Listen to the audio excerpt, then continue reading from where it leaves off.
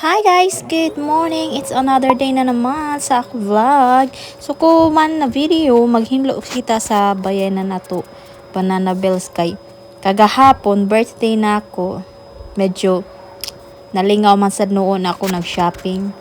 And dito ra siya sa gawas nan mall naghuyat.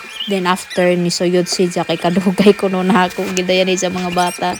So naay sa iya pa-surprise ba sa pinakalasan.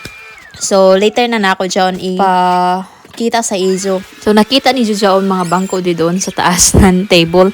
Gipang alas, gipang butan ako dyan sa taas. Kaya mga bata, sige nagdayag, especially ang akong kamay na bata, sige magdayag-dayag, bagan kuanan kabuhi. Normal ra ba kain sa bata ng 1-year-old na sige magsakasaka ng tables, mo suyod sa cabinet, bisan unsar kay gasoy ko anon, pero dangerous gasodan isa gipambuhat. So anyway, as a mother, dili jud nato malikaya na ma-stress kita all the time. It's because we have 3 kids or more than 3 kids or whatever. So especially anato mga bata na sige gasud sige gasud nagpabadlong all the time. Inin kami ra permente diri ang magkuan sa bayay kay an isa trabaho. So kami ra mga bilin sa mga bata. Waya ko lingaw ko dili manghinlo kay waya gasud kuan, waya gasud lingaw na ko diri mura ko nan kuan diri sige ra nagbukmok ka boring. So amo ito na sige ako maghinlo kay ang mga bata sige sa maglipa-lipa. Di pa si may nakarelate din doon. Unsa naman na? Hey. Can you transfer here? Can you transfer over here? And play. Come on.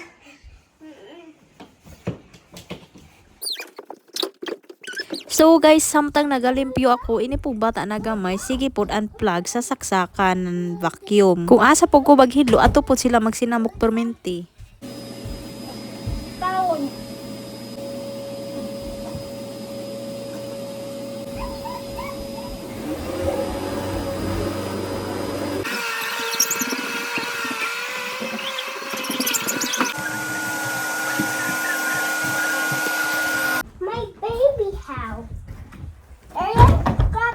So, samtang nagahuman ako ng vacuum, we're going to proceed na sa mga hinloonon diri sa cabinet. So, ini naa kay tuyo ka bata, si may nakarelate did on, na bisan asa ra ipamutang mga gamit, bisan magkanat ito sa living room or sa bedroom or asa ra lamang nila ipamutangan ilang mga gamit. Grabe, gazug ka stressful. Ini na time, naghanap ako kan Rachel ID, kay ambot kong asa ni Zagibutang. Pila na kaadlaw since way ila eskwela and then gilabhan ako ang ija bag pila na kaadlaw way na ako makita ang ija ID ang butasan ni gibutang. Bisan inin ako mini luggage nagbutangan na gibutangan ako ng mga tambay o unor kan sa mga bata na importante ija kasug gibutangan na ija mga duwaan mga unsara kan mga papel din ha bisan unsara kan gazud amo na naggrabe kasug kagubot diri sa amo kwarto. Pero kay mga bata man lagi so way sila kabay kung sa ila gibuhat ang ila inahan na lamang sige kinlo. As usual amo magazero sa mga inahan di ba si may nakarelate diha.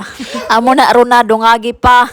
Moingon laman ang mga marites din ha na amo kay ni Intel. Saba na lamang mo din ha kay nga na magazud ang life di ba jo ang magazud iban din ha agani na harap ng mga bata tapos dili sila makabata samtang ako jaw ito yung kabataw di ba. Og dili man sana sila permente always bata mo dagko man jud na sila so makatabang po na sila pohon. So kung man mo proceed na punta sa mga pilonon. By the way kanada na mga clothes amo na ako gipan shopping the other day na iba na nako bata na babaji na dili po siya magpalupi kay gusto po siya nan ija.